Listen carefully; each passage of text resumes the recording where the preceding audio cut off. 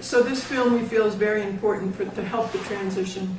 We feel maybe if there's enough people, this film would make more people know about it. It would go into the general audience, the general movie theaters. And the reason we want to make a film is so they don't project their own values into the future.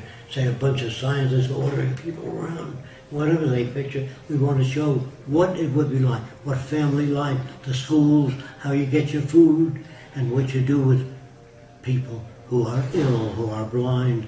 We show everything of the new world. It gives people a direction to work toward, the general public, because they haven't gotten a clue. They don't know what's wrong. They don't know what's possible, and the film would show them what's possible.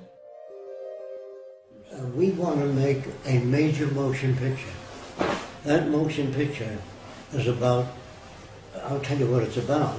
It begins 50 years in the future, and we show people what the world could look like, what it could be.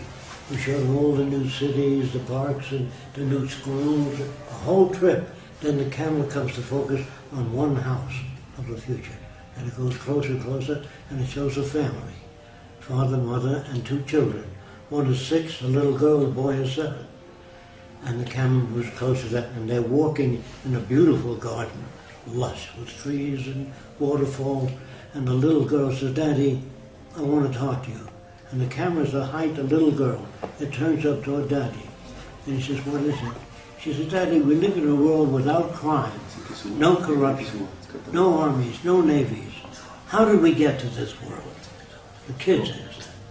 So he says, didn't you get that in school? And the kid says, no, I want to know in detail how you change people. Because there's so many different types of people.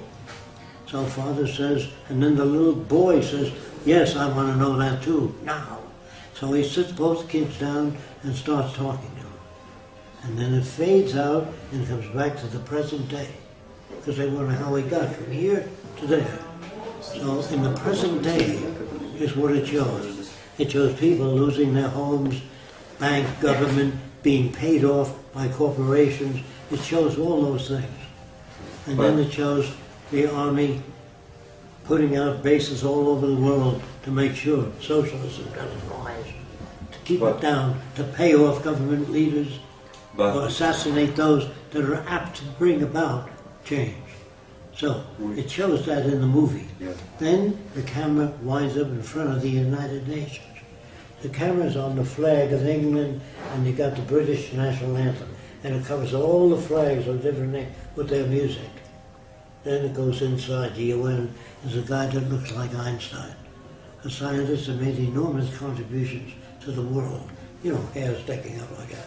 And he's given 1 hour to address the United Nations on a possible way out of this dilemma.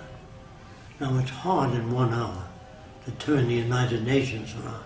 I called the United Nations many years ago, said I'd like to present a report. Said, who the hell are you?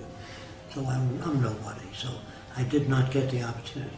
So I've been in the fictitious movie, I have a guy that looks like Einstein, and he's addressing the United Nations, cameras in there, and he talks to them about all the things I talked to you about, okay? And in the end, he says what we need is a cybernated government. Now that shocks the hell out of him. The Prime Minister of France stands up and he says, in a heavy French accent, never would France accept a machine to decide for human beings. The whole UN stands up and does this. I believe people would not accept this if put out in 1 hour. Not possible. So, when the Prime Minister of France gets through talking, he says, I admire what you've done to this scientist. You've made many wonderful things. But a machine government? Never. So, anyway, this guy that looks like Einstein suspected that. Because in 1 hour, he knows he can only do a little bit. So he says to the Prime Minister of France, would you mind coming up to the podium? The minister says, I'll do anything you ask. We admire you, deeply respect you, but we don't like your conclusions. So anyway, he comes up to the podium, and they say, would you please take your shirt off, your jacket, your tie, and expose your bare chest? He says, that's a very unusual request. But if you ask me to do it, I'll do it. And he takes his shirt off and tie because he respects the guy. And then he says, that scar you have here, what is it? is I have a pacemaker, a machine. How did you breathe when your heart gave out? In the hospital, there was a respiratory machine. People don't know what machines are doing today. They have no idea. Everything that you have, your washing machine, your oven, your refrigerator, your automobiles, your airplanes, everything is technical, not political. So everything that you have that advances a country is technical, not political. Politicians, there's no record of any politician growing more food per acre or giving advice to make automobiles safer. You know, they don't know how to do that. So they don't know how to solve problems, so they make laws.